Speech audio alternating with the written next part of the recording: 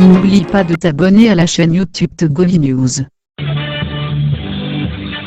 Madame, Messieurs, bonjour. Bonjour à tous. Nous sommes très heureux de vous retrouver ce matin sur la radio Génial Taxi FM Lomé pour notre revue de presse quotidienne. Avec mes confrères, nous essayerons de mieux comprendre les sujets traités, ceci pour la beauté de l'information. Et ça, vous le savez, Taxi Média Show aujourd'hui, c'est vendredi 25 janvier 2019, notre dernier rendez-vous de la semaine. Il est 7h presque 6 minutes à la primature, le siège du gouvernement togolais. Bienvenue. Taxi Média Show, le secteur irrigator. Et dans les prochaines minutes, notre tour d'horizon traditionnel des rédactions. 4 rédactions à visiter ce matin. Les sites togobreakingnews.info, atlanticeinfo.com, togomedia24.com et le bi-hebdomadaire L'Alternative. À suivre aussi notre chroniqueuse Amen Assignon. Nous parlerons toujours de la technologie. Et puis ce matin, la page des sports sera animée par Hugues Vignon-Atico. Taxi Média Show, irrigator. Et nous commençons la revue de presse avec le quotidien Togo Matin qui revient naturellement sur la reconduction du Premier ministre. Pourquoi c'est l'homme Classou demeure-t-il l'homme de la situation? L'interrogation du journal que vous lirez à la page 3. Assemblée nationale, les deux principaux défis de la présidence de Chantal Yawa Tchegan. Le confrère revient là-dessus. Et puis, dernière heure, la Cour suprême va statuer sur 500 dossiers dans les 6 mois à venir. L'article donc a découvert dans le journal. Et puis en République démocratique du Congo, investiture de Félix Tshisekedi. Le nouveau président jure de défendre la Constitution. Vous lirez l'article dans le journal le quotidien Togo Matin. Et notre première rédaction au téléphone ce matin, c'est la rédaction du site atlanticeinfo.com. C'est Aïe Ataï qui est avec nos téléphones. Bonjour Aïe Ataï. Bonjour Eric. Merci de nous avoir rejoints et d'avoir rejoint donc le club. Et ce matin, vous aussi, vous évoquez le cas de la primature avec Selom Komi Classou qui est reconduit. Hein. Oui, effectivement. Hier, ça, dans la nuit, tout le monde a été surpris à travers la CVT, la composition, ou bien d'abord la reconduction de Komi Classou, puis ministre, et la composition du nouveau gouvernement. Et puis, dans ce gouvernement, on a remarqué qu'il y a certains ministres qui ont été reconduits, d'autres ont été juste remerciés. Il y a aussi l'entrée de nouvelles têtes. Mais ce qui est un peu inquiet, c'est comme le gouvernement est incomplet. Parce qu'on a remarqué qu'il y a certains départements comme l'agriculture, le sport, la communication et autres, l'éducation qui ont été, on ne sait pas si c'est un oubli, ou bien on peut dire que c'est un gouvernement provisoire, on va recomposer, on va compléter l'équipe gouvernementale. Sinon, à présent, on voit que c'est un gouvernement, nous, au niveau de la rédaction d'Atlantique Info, on a remarqué que c'est un gouvernement incomplet parce qu'il y a des départements ministériels importants comme l'agriculture, les sports, la communication, l'éducation, qui ne font pas partie de cette nouvelle équipe. Bien sûr. Et puis, parallèlement à ça, vous publiez sur le site la liste complète des 23 ministres du gouvernement Classou 2. L'autre sujet que vous développez, c'est la situation qui s'est produite donc à Dapawan hier. Et tout a commencé la nuit de mercredi à jeudi. Et ce matin, eh bien, l'école privée, les leaders annulent la tenue des cours. Hein. Depuis jeudi, depuis mercredi, il y a une situation qui se déroule à Dapawan. Dapawan est une ville qui est à environ 650 km de la capitale togolaise. Il semble qu'à la suite d'un contrôle routier, un jeune conducteur de taxi-moto, pourchassé par les forces de l'ordre, a trouvé la mort. Donc, du coup, hier matin, la ville de Dapawan était sous tension. Il y a coup de poursuite, des tirs de gaz lacrymogènes, des barricades, des poulons brûlés. Les jeunes conducteurs de taxi-moto voulaient peut-être manger la mort de leurs camarades. et de l'autre côté, les forces de l'ordre qui ne voulaient pas laisser ces jeunes créer du désordre dans la ville. Ça fait que hier, toute la matinée, la ville de Sokolé et la ville de Dapaon a présenté une ambiance vraiment électrique. Et les tirs de gaz lacrymogènes ont créé beaucoup de dégâts au niveau des écoles, surtout les écoles privées comme l'IDER et écoles EPP Camp où il y a une école primaire puis il y a des enfants. Il y a des élèves qui ont été asphyxiés par les tirs de gaz lacrymogènes, les effets des tirs de gaz lacrymogènes. Et certains élèves ont été conduits au CHR de Dapaon. Actuellement, selon nos informations, il y a toujours 3 élèves qui sont sous oxygène au centre hospitalier régional de Dapaon. Du coup, les responsables de l'école privée, les leaders, ont jugé bon de ne pas faire les cours ce matin parce qu'ils ne savent pas ce qui va se passer encore ce matin. Donc, par mesure de prudence, ils ont dit que ce matin, il n'y aura pas de cours à l'école privée, les leaders. Donc, ils ont préféré que les élèves restent à la maison auprès de leurs parents. Là, s'il y a une situation dans la ville, les parents vont s'occuper de leurs enfants à la maison. Très bien. Ben, écoutez, on lira tous ces sujets sur votre site atlantiqueinfo.com. Merci beaucoup, Aïe Ataï.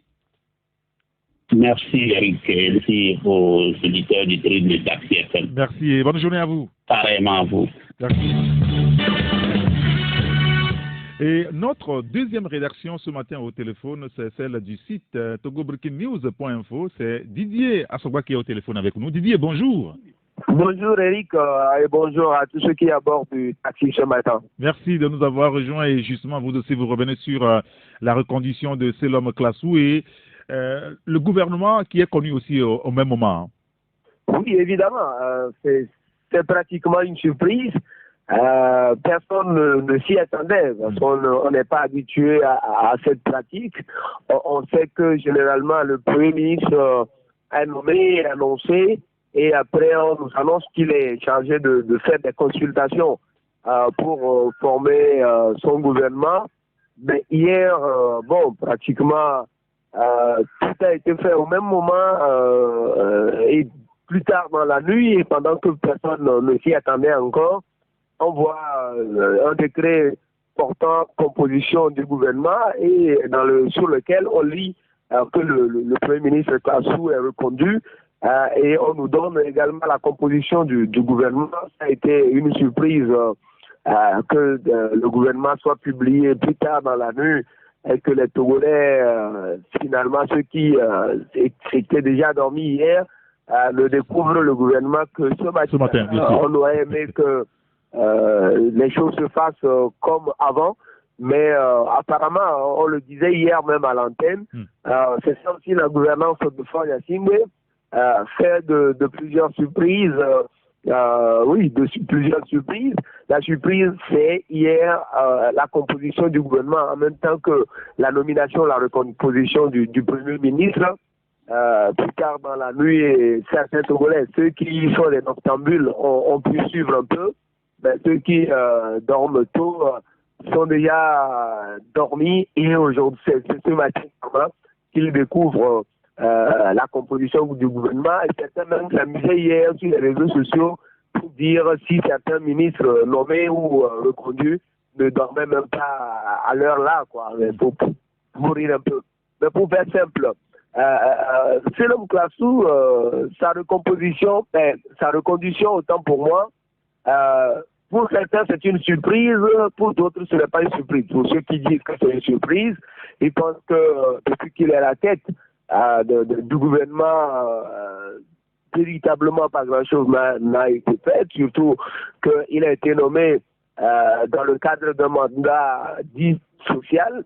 Et que depuis qu'il est là et depuis que son gouvernement est composé, les initiatives sociales pour favoriser la vie, faciliter la vie aux Togolais, n'ont pas véritablement prospéré avant que la crise sociopolitique ne déclenche de nouveau le 19 août 2017. Et depuis le 19 août 2017, on sait la situation qu'on vit, une crise politique qui à la fin du mois, du mois de janvier 2018, a connu une accalmie, un calme que nous vivons actuellement de façon assez précaire et assez précaire, on va dire, donc parce que tout le monde ne sait, personne ne sait encore que le demain sera fait, ce qui pourra arriver, vu que demain déjà samedi, la coalition des 14 partis politiques annonce de grandes manifestations à travers le pays, notamment à Lomé. On retient le souffle déjà, mais donc pour plusieurs les raisons là pourraient amener Fonia Singbe à décider de changer, de remplacer Selom Klasu à la tête du gouvernement. Mais pour d'autres encore, il n'y avait pas à se donner du travail pour rien, parce qu'il reste juste un an pour finir le mandat dit social de Fonia Singbe. Et avec les élections présidentielles qui s'annoncent pour au plus tard mars ou début avril 2020, Fonia Singbe n'a pas intérêt à chambouler les choses, à bouleverser les choses. Et Selom Klasu étant déjà là-bas, et que certains de ses ministres faisant l'essentiel du travail, il va falloir qu'ils continuent le travail tranquillement et que les ministres également, certains de ces ministres, 16 sont maintenus dans le gouvernement, continuent également à travailler et l'essentiel pour eux est d'être efficaces au service du chef de l'État. Mais ce qui surprend encore, c'est que quelques heures avant, il y a 24 heures plus tôt, à l'Assemblée nationale, on a élu une femme, Madame Tchegan, à la tête de l'Assemblée nationale, et Mme Tchegan est de la région des Plateaux. Et donc, pour plusieurs personnes, on ne peut pas avoir un PM et une PA issus de la même région, pendant que d'autres régions également auraient pu envoyer des candidats au poste du Premier ministre. Et certains pensaient, on faisait ce jeu-là de géopolitique et de critères de nomination. Quand Fonia Singbe surprend tout le monde et reconduit Selom Klasu et maintient l'essentiel de son équipe en place. Et si tu permets, on pourra parler de ce gouvernement où on voit évidemment 16 ministres être reconduits sur la liste qui a été diffusée hier. On voit 7 entrées au gouvernement, pour l'entrée du ministre Christian Trimois. On voit l'ancien directeur de cabinet Konsili Egbetonyo qui devient un ministre plein. On voit Madame Demba Tinyopa qui était à l'Assemblée nationale, président de la commission des lois, qui devient ministre de la planification et ministre de la planification et de la coopération. On voit d'autres têtes encore. Comme Madame Abedje, par exemple. Oui, donc qui deviennent des ministres, pendant qu'on a cherché sur la liste des noms comme Nico Broum, des noms comme Urukura Agadazi, des noms comme Guimadier Lorenzo, qu'on n'a pas retrouvé sur la liste, des noms comme l'emblématique ministre des infrastructures et des transports, nos femmes. Le ministre de nos femmes qui n'est plus également au gouvernement, peut-être provisoirement, on a cherché ces noms-là, on ne trouve pas, pendant que les noms comme Gilbert Bawara, Yark Damhan, Tayadoa Bukweshi, Victoire Tomenga Dogbe, Sina Lawson, sont des ministres pratiquement indéboulonnables du gouvernement. Quelqu'un dira qu'on ne change pas l'équipe qui gagne, c'est les hommes de confiance du chef de l'État. On retient également Robert Doucet qui est maintenu aux affaires étrangères, mais avec un ministère un peu remodelé et amputé de la coopération. Et on ajoute cette fois des Togolais de la diaspora. Donc voilà, Fonia Singbe qui sait surprendre tout le monde, qui sait faire ce qu'il veut, qui sait faire ce qu'il entend faire pour consolider son pouvoir, relancer son gouvernement. Je crois que cette équipe puisse se mettre très rapidement au travail et pour que l'attente des Togolais sur ces dernières années, tu sais qu'il reste juste un an, mais qu'ils essayent de faire l'essentiel, notamment quand on prend un ministère comme celui de Gilbert Bawara, où on ajoute le volet de protection sociale. Espérons que la protection sociale, on en parlait hier sur cette antenne, que la protection sociale permettrait à tout le Togolais d'avoir accès aux soins de santé universels partout. Qu'on soit un ministère comme ministère de la Santé et de l'Hygiène finalement, ministère de l'Hygiène, avec le professeur Miji Awa. Espérons qu'on pourra voir le service d'hygiène reprendre service dans les villes du Togo, dans toutes les localités du Togo, et ne pas laisser certains ordres qu'on voit dans nos quartiers avec des eaux usées jetées un peu partout, avec les faux septiques qui ne sont pas vidangés, un certain nombre de comportements. Espérons que le service d'hygiène va reprendre service et que d'autres actions vont être menées par ce ministère-là et d'autres encore pour non seulement rétablir l'autorité de l'État, mais soulager un peu les Togolais dans leur vie de tous les jours. Et on apprend déjà que d'autres ministères, on en parlait dans notre partie de la nuit, que certains ministères ne sont pas retrouvables sur la liste, mais nous apprenons bien ce matin déjà des sources assez proches de la présidence que d'autres nominations vont suivre. On ne sait pas si c'est dans la journée, mais d'autres nominations viendront certainement. Et Fonia Singbe pourra continuer à surprendre les gens comme il sait le faire. Oui, ben on est aussi habitué à ça aussi. Peut-être qu'à 13h, on va avoir des ajouts, à 20h le soir, peut-être qu'il va y avoir des changements. Écoutez, Didier, merci beaucoup pour votre disponibilité. Merci Eric, ça a été toujours un plaisir de parler sur cette antenne. Il y a des choses aux auditeurs qui sont à l'écoute et qui nous comprennent et qui nous écoutent et qui nous soutiennent. Merci beaucoup à vous et bonne journée. Merci, bonne suite d'émission, bonne journée. Merci.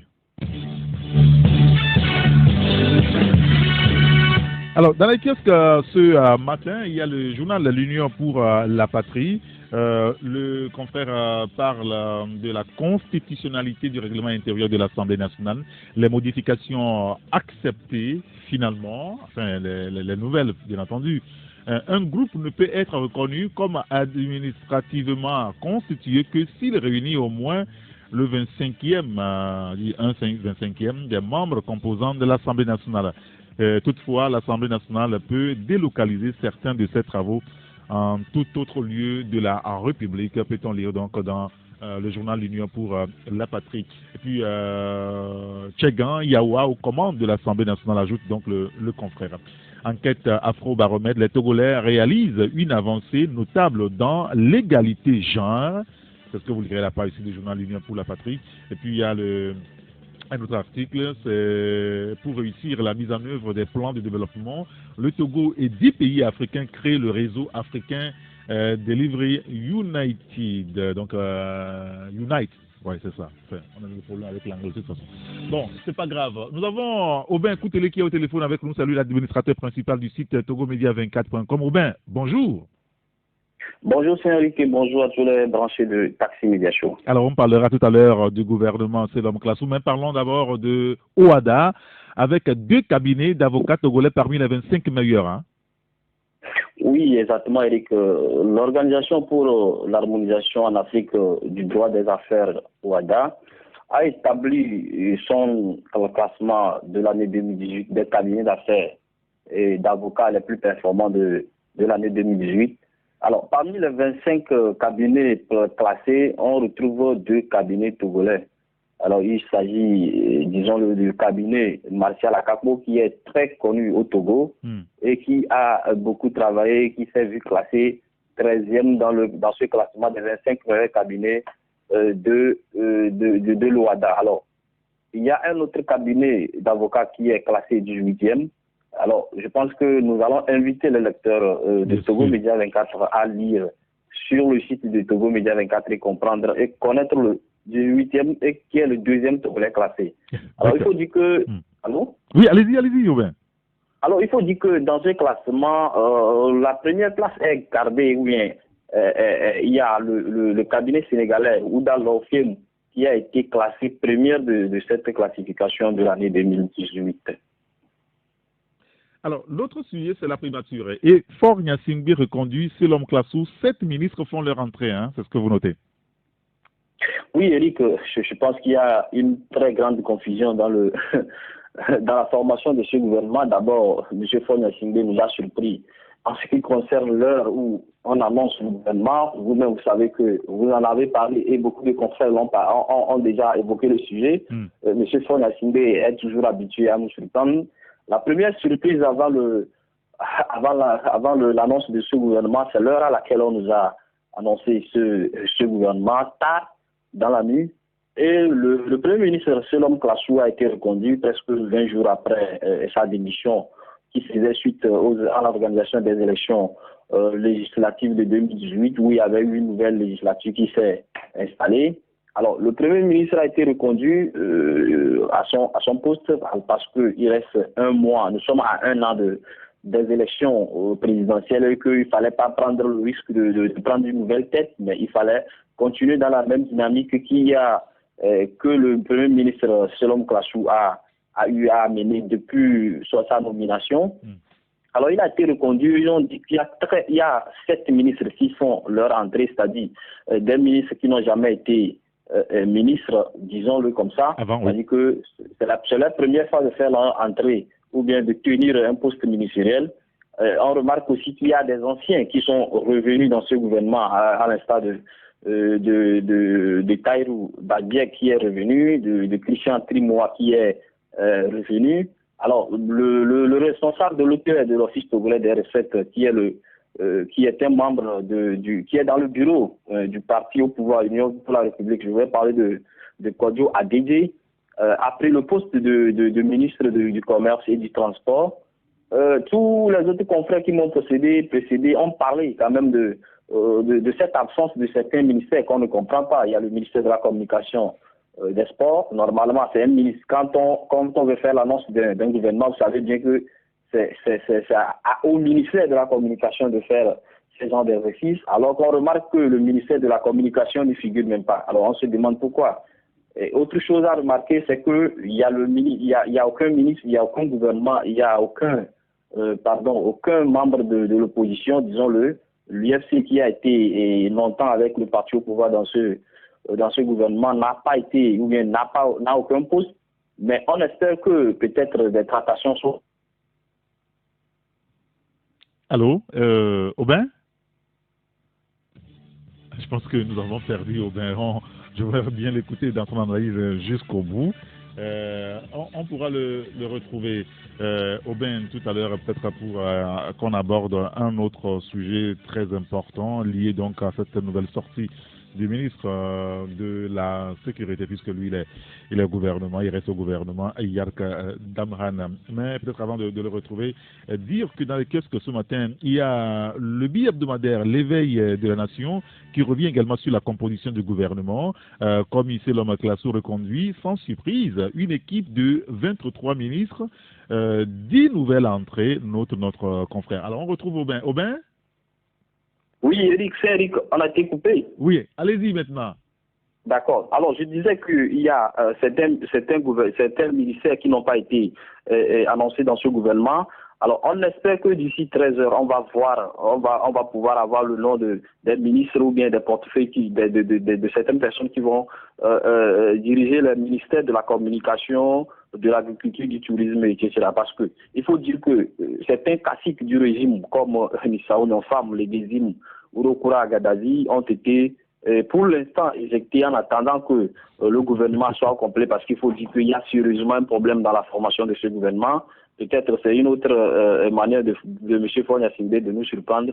On espère voir la suite d'ici la fin de cette journée. Très bien. Et puis, le général Yard qui déclare que, je cite là, je souhaite que ceux qui n'ont pas pu participer aux législatives puissent participer au local, hein?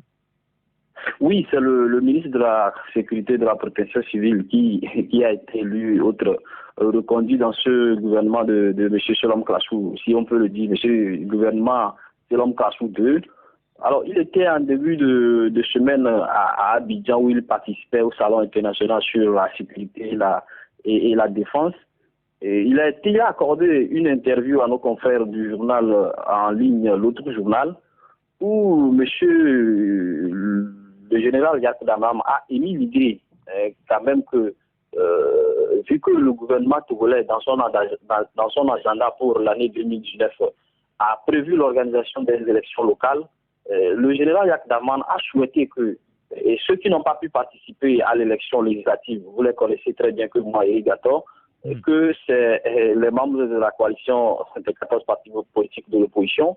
Alors, le général souhaite quand même que ces personnes qui n'ont pas pu participer à ces élections législatives puissent participer à ces élections locales qui seront organisées cette année si vraiment le gouvernement veut que le développement, la décentralisation soit effective, parce qu'on nous a annoncé plusieurs fois l'organisation de ces élections locales qui devraient normalement être organisées avant les élections législatives, mais toujours on n'a pas pu organiser. On espère que cette année, cette élection sera organisée et que le ministre souhaite que, il estime que peut-être il y aura un accord ou bien un arrangement qui permettrait à ceux qui n'ont pas pu participer à cette élection législative de participer ou bien de s'inscrire sur des listes électorales parce que il y a eu un recensement général qui a été effectué et qu'après une année, on ne peut pas recommencer un autre recensement. Alors, il peut-être, selon le ministre Yacoub Damam, il pourrait avoir un arrangement qui permettrait à ces opposants qui n'ont pas participé aux élections législatives de se faire enrôler sur les listes électorales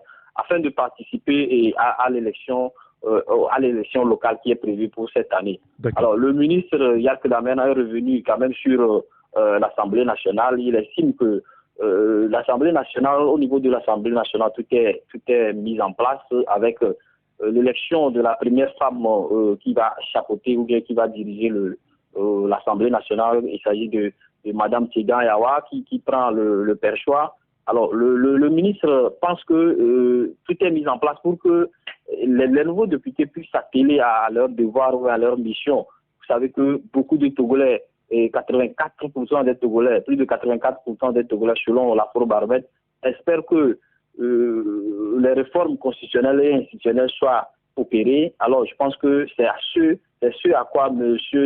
Yacoub Damam fait allusion pour dire qu'il attend que l'Assemblée nationale nouvelle puisse opérer des réformes. Alors, il invite les autres à ne pas considérer l'Assemblée nationale élue comme une Assemblée nationale illégitime parce que il estime que ces gens ont été élus par le peuple togolais. D'accord, très bien. Écoutez, on lira tous ces sujets sur votre site togomedia24.com. Merci beaucoup, Aubin Koutélé.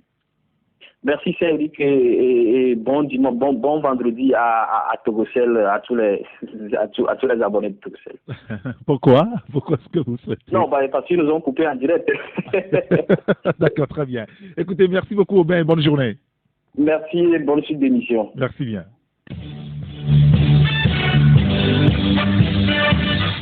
Alors j'évoquais le cas du bi-hebdomadaire L'éveil de la Nation. Avec la composition du gouvernement, comme ici l'homme Klassou reconduit sans surprise une équipe de 23 ministres, 10 nouvelles entrées, dénombre donc le confrère. 6e législature de la 4e République, les raisons cachées du choix de Tchegan Yawa comme président de l'Assemblée nationale. C'est sur cela que le confrère revient ce matin en nous annonçant qu'il y a un coup de tonnerre dans le ciel serein du PNP Kara. Le président Ricardo Agouzou jette l'éponge. Vous lirez l'article dans le journal. Et puis, maillage du territoire version PNP, mobilisation de la jeunesse made in ANC. La C14 rassemble-t-elle les ingrédients pour une prise de pouvoir par la rue? Une interrogation que vous pouvez lire dans le bi-hebdomadaire L'éveil de la Nation. Il y a Togo Réveil qui est aussi dans les kiosques ce matin et qu'on ferait titre sur l'Assemblée nationale. Une femme, Tchegan Yawa Djigbondi, prend le pouvoir pour la première fois au Togo. Retour sur l'histoire du Parlement togolais. ses origines, son évolution, les 13 présidents qui se sont succédés et les différentes législatures. C'est un dossier complet que nous propose ce matin Germain Pouli. L'article c'est à lire à la page 3. La C13 définitivement dans la tourmente. Le parti a dit menacé d'exclusion pour avoir reconnu la qualité du bureau et des députés issus des élections du 20 décembre. Vous lirez l'article dans le journal. Et puis, unité spéciale d'intervention de la douane. 33 agents de l'OTR formés pour faire face donc aux contrebandes et pratiques illicites. L'article a découvert dans le journal et puis naturellement lié donc au remaniement ministériel hier. Fort Gnassingue opte pour un gouvernement classou 2, fort de 23 membres. Vous lirez l'article dans le journal. Et puis, on a au téléphone aussi le patron de bi-hebdomadaire L'Alternative, c'est Ferdinand Haïté. Ferdinand, bonjour. Bonjour, grand citoyen d'État, Eric. Merci de nous avoir rejoints. Et ce matin, vous vous intéressez à School Assure. School Assure que vous comparez à un scandale. Vous parlez d'un scandale d'État, hein, vraiment? Oui, on peut même dire que c'est plus que ça. C'est un vrai scandale. Vous savez que sous la gouvernance actuelle depuis bientôt 14 ou 13 ans, on multiplie les projets. Les projets ont presque les mêmes résultats. On détourne les fonds, on ne fait de compte à personne, on change les noms, on reprend les mêmes, on recommence. On a connu énormément de projets ici, FNFI, dossiers, AgriCEFT, APET, AGFET, plein de trucs qui ont fini totalement dans le détournement, la corruption. Et le fameux projet School Assure n'échappe pas à cette réalité.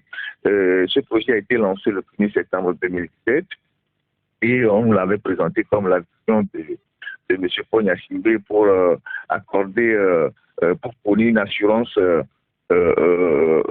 aux élèves. Et à terme, on devait prendre en charge environ 2 millions d'élèves par an avec un montant de 3 milliards 500 millions. Et le projet a démarré. L'État a concédé la gestion à 2 sociétés d'assurance, notamment NCA. D'abord NCA qui a sollicité la collaboration de Hogar Assurance. Donc, la première avait 51% des parts et la seconde 49% des parts. Et les 2 sociétés se sont entendues pour déléguer l'exécution à une 3e société. Vous voyez déjà que ça fait un peu trop.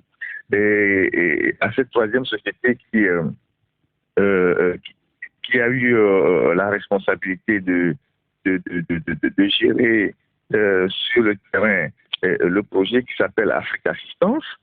Et donc, les premiers fonds ont été débloqués et les premières tensions sont nées.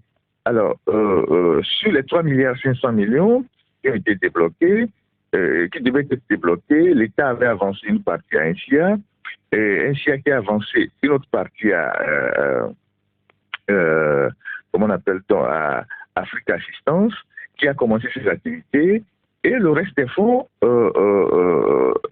est perdu dans la nature. Alors, nous avons commencé cette investigation depuis 3 mois. Nous avons essayé de comprendre pourquoi le projet est bloqué et que sont devenus les fonds. Nous avons écrit à ces différents acteurs, notamment NCA Assurance, au ministère, au secrétariat d'État chargé de la microfinance et à d'autres acteurs. Et peu ont voulu nous répondre.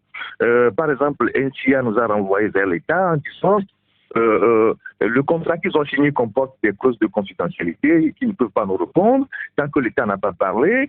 Le secrétariat d'État de la microfinance n'a jamais répondu à nos sollicitations. Et dans les investigations, on voit bien que beaucoup d'argent a circulé, certains fonds ont atterri sur les comptes personnels de certains ministres et le projet est totalement tombé à l'eau. Alors, 1 an après le lancement de ce projet, tout est à terre.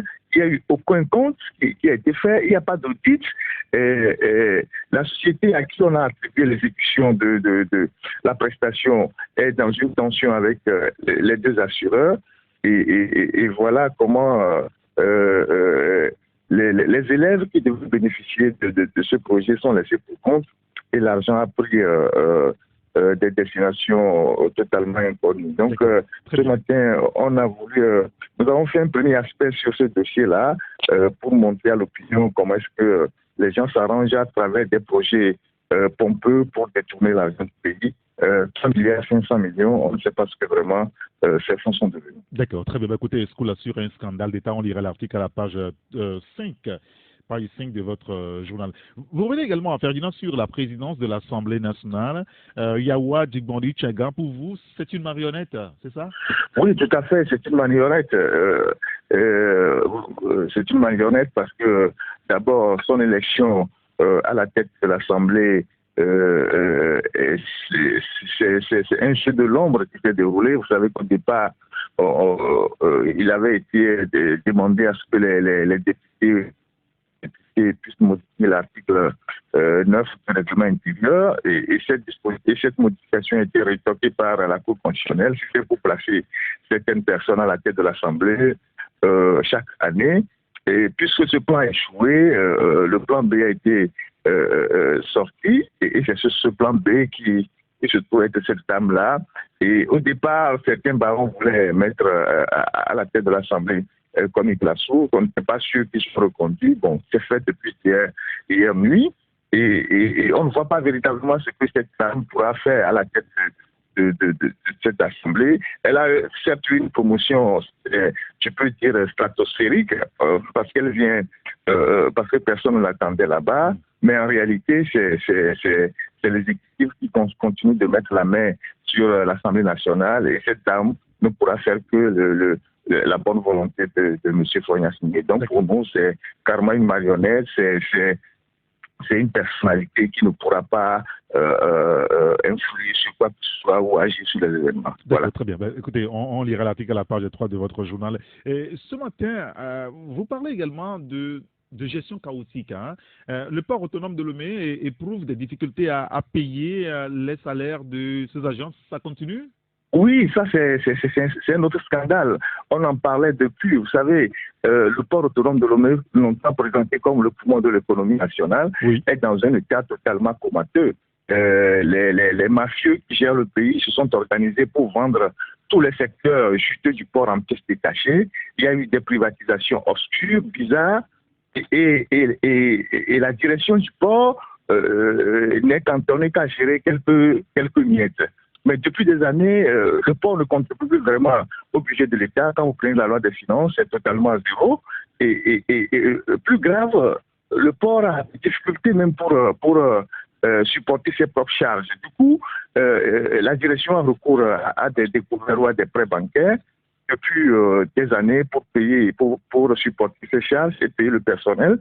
Vous voyez que c'est quand même paradoxal. Une société qui doit ramener de l'argent est obligée d'aller prêter de l'argent pour ses propres besoins. Et cette découverte se chiffre en plusieurs milliards dans plusieurs banques. Au point qu'aujourd'hui, certaines banques sont réticentes à avancer encore de l'argent à la direction du port. Alors, le mois de décembre, la direction du port a eu toutes les difficultés à payer le salaire.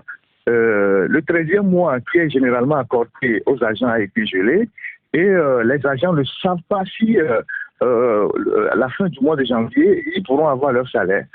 Alors, quand vous jetez un coup d'œil sur la gestion de ce port-là, tout est pourri. Vous avez un directeur général qui est depuis plus de 10 ans, qui partage cette responsabilité avec d'autres responsabilités en ville. Je parle du contre-amiral Fogan Adignon. Lui seul, il a 5 postes dans le pays. Il arrive au port que dans la soirée. Il signe quelques documents dans une fatigue totale. Il repart. Tous les opérateurs économiques se plaignent de la lenteur avec laquelle il gère certains documents. Les réunions ont été faites à la primature. Les opérateurs économiques sont rendus chez le Premier ministre avec la Chambre du commerce pour protester contre la manière dont les activités sont ralenties et se gèrent au port. Parmi le personnel, c'est la démotivation. Alors, on ne comprend pas pourquoi ce monsieur est toujours à sa place. Parce que, bon, on dirait qu'il est un véritable privilégié de la République pendant que le port se meurt.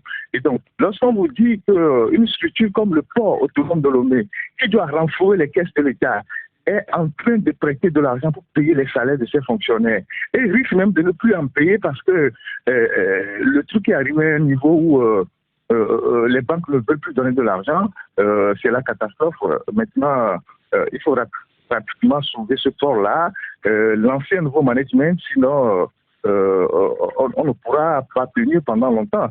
Et pendant ce temps, tous les mafieux à qui on a cité les secteurs chutés au port, vous connaissez la capitainerie, la manutention, tout ça, ces gens réalisent des milliards tous les jours, rapatrient cet argent dans leur pays, pendant qu'au Togo, on n'a rien pour les caisses de l'État. C'est quand même dommage. D'accord, très bien. Écoutez, on lira l'article dans le journal.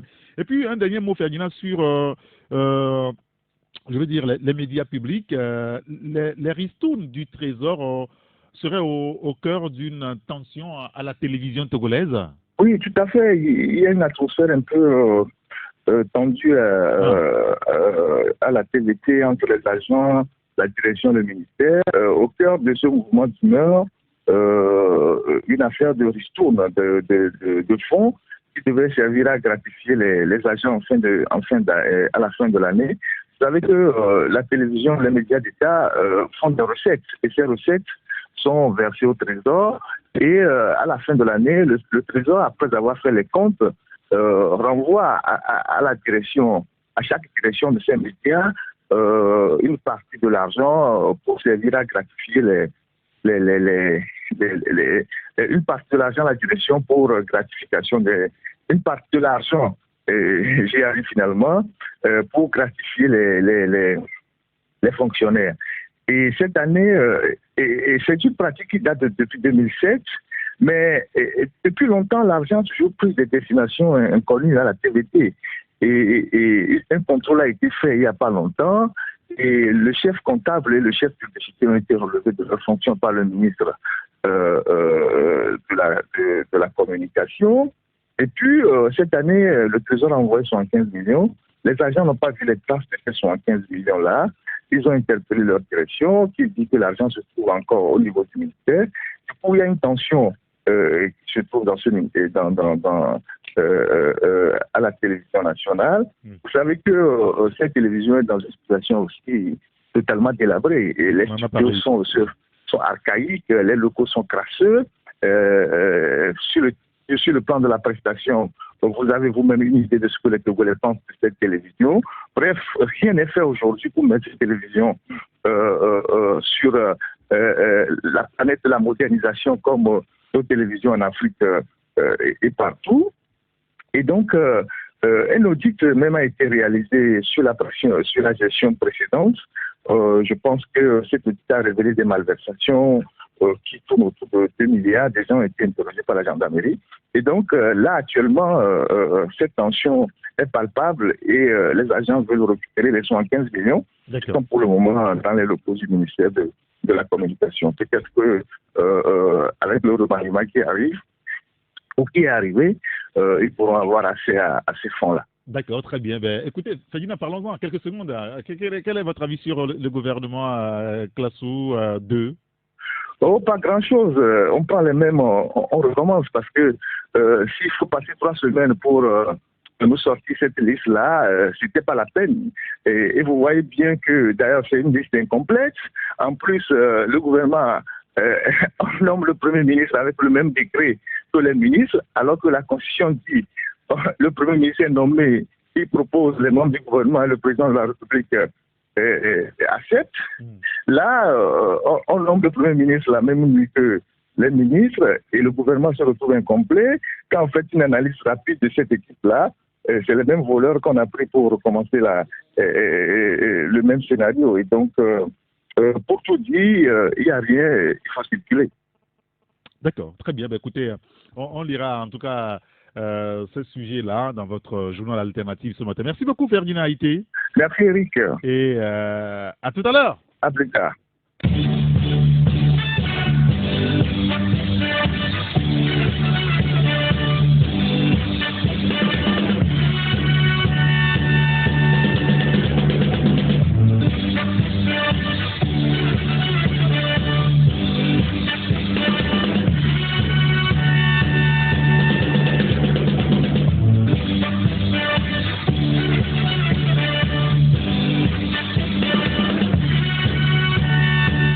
Puis dans les kiosques ce matin, il y a le journal Le Tonnerre. Madame Tchegan Yawa au perchoir, la surprise du chef, s'exclame notre confrère.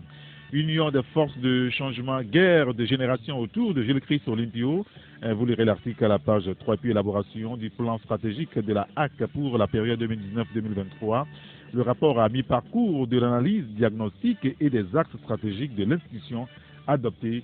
L'article est à lire donc dans le journal. Et puis il y a notre sujet lié donc à l'international avec l'investiture de Félix Tshisekedi entre espoir, attente et contestation. Vous lirez l'article dans le journal Le Tonnerre qui est dans les kiosques ce matin. Voilà. Je pense qu'on a fait le tour complet. Je rappelle rapidement les journaux qui sont dans les kiosques ce matin. En tout cas, pour ceux que nous avons avec nous en studio, il y a l'Union pour la patrie. Vous avez l'alternative aussi.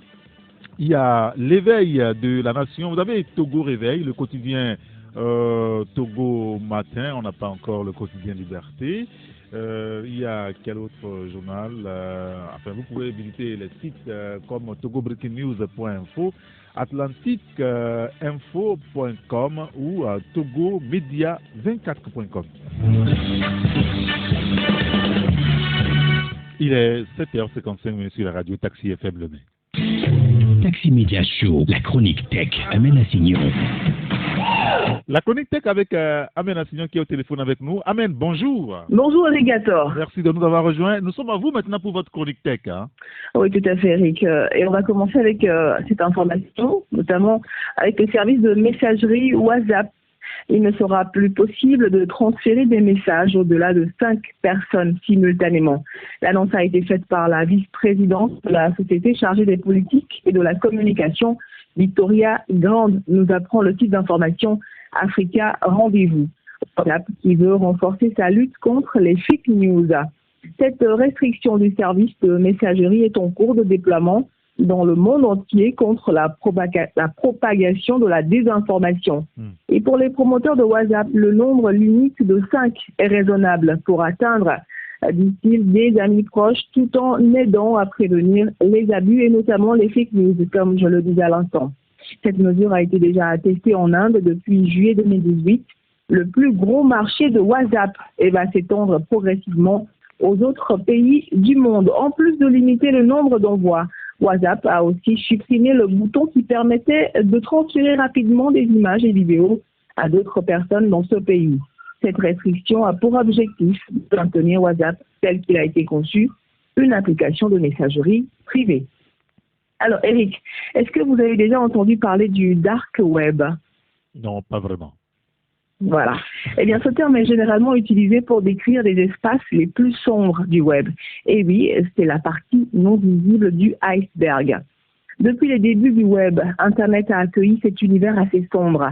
Toutefois, la plupart des gens ont du mal à faire la différence entre le web et le dark web. Ceci est surtout lié aux évolutions technologiques. Alors, c'est quoi un dark web? Selon la majorité des internautes, le dark web est uniquement un espace de vente d'armes et de drogue ou d'accès à diverses informations piratées.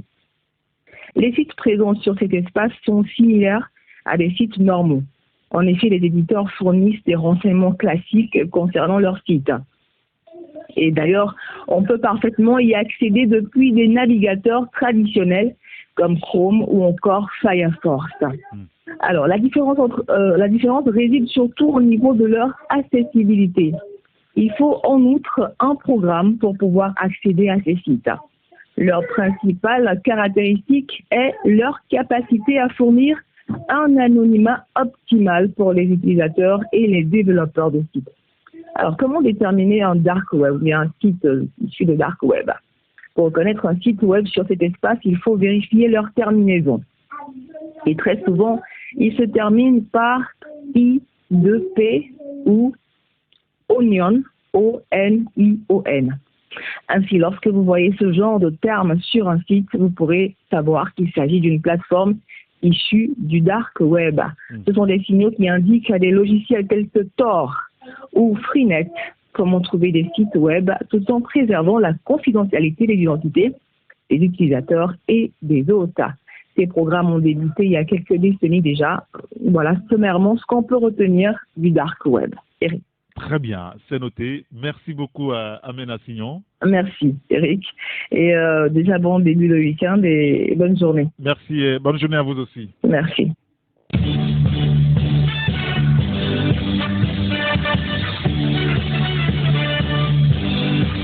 Il est 8h, presque 4 minutes sur Radio Taxi FM Lomé. Nous émettons d'abord les pédogrammes non loin de la HAC, la Haute Autorité de l'audiovisuel de la communication. Taxi Media Show, la chronique des sports. C'est avec Hugues Vignon-Attico. Bonjour Hugues. Bonjour Hugues. Bonjour. Voilà, et nous allons commencer par le champion de football de première division avec la 14e journée qui est au programme ce week-end. Oui, une 14e journée qui annonce les couleurs de la phase retour, soit la première journée de la phase retour du championnat national de football de première division. Une 14e journée qui s'annonce de nouveau décisive pour les 14 clubs engagés dans ce championnat. Alors on va suivre particulièrement la prestation du leader, l'ASK, qui a été championne à l'intersaison. L'ASK qui reçoit Gomido de Palimé au stade de Kara. L'ASK a été battu le week-end dernier à domicile par Bikenti de Bassa sur le score de 3-1. Et les coéquipiers donc de Mani Sapol vont donc devoir se réveiller et pour se relancer dans ce championnat. Autre affiche et non des moindres au stade de la Jeunesse Club d'Agonivé, l'AS OTA qui est actuel deuxième au classement joue contre Bikenti de Bassar. Un match très important pour les deux clubs dans la dynamique de leur succès de la 13e journée. Pendant ce temps, au stade municipal de Lomé, l'AS Togo Port, qui est définitivement réveillé, reçoit ASCO de Kara. Mais attention pour le club portuaire qui n'a pas fini avec la zone de relégation, va devoir donc gagner ses prochains matchs pour quitter donc cette zone dangereuse.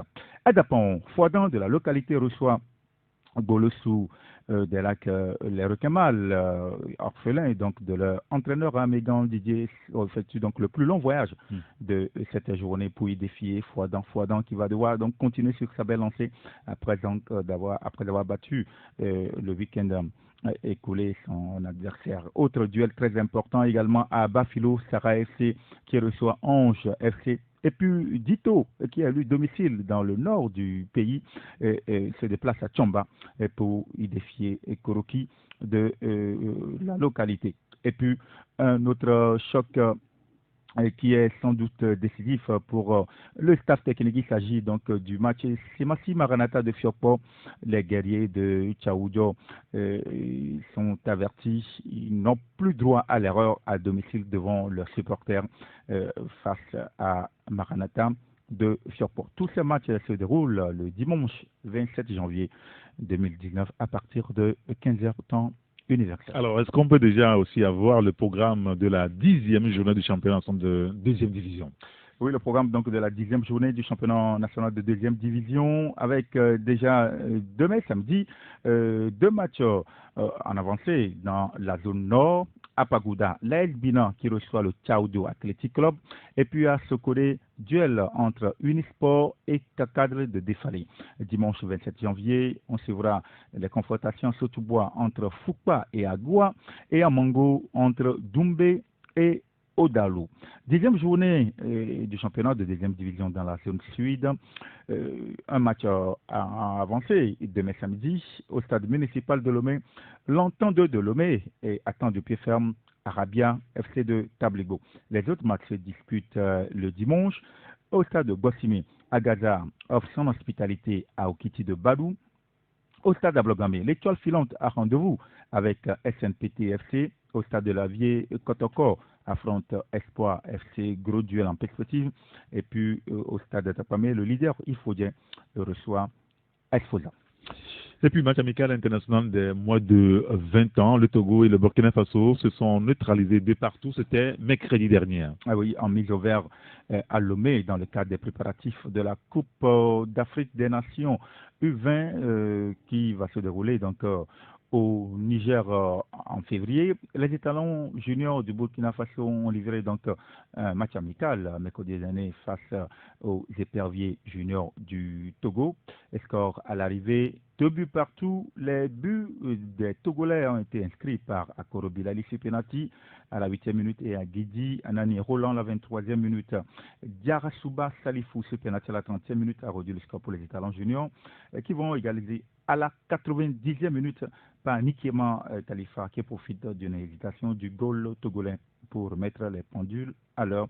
Notons que les étalons juniors du Burkina Faso sont donc en mise au vert à Lomé, donc dans le cadre donc, des préparatifs de la Coupe d'Afrique des Nations U20 Niger 2019. Et puis il y a un Togolais qui est à l'essai en Tanzanie. Ah oui, il s'agit de Kisimbo Roulede, ancien pensionnaire de l'Est Togoport qui est à l'essai en Tanzanie, pour précisément dans le club de Simba FC. L'attaquant togolais qui a participé à la phase de poule de la Ligue des champions la saison dernière avec le club portuaire n'a pas beaucoup joué et cette saison avec l'Est Togoport.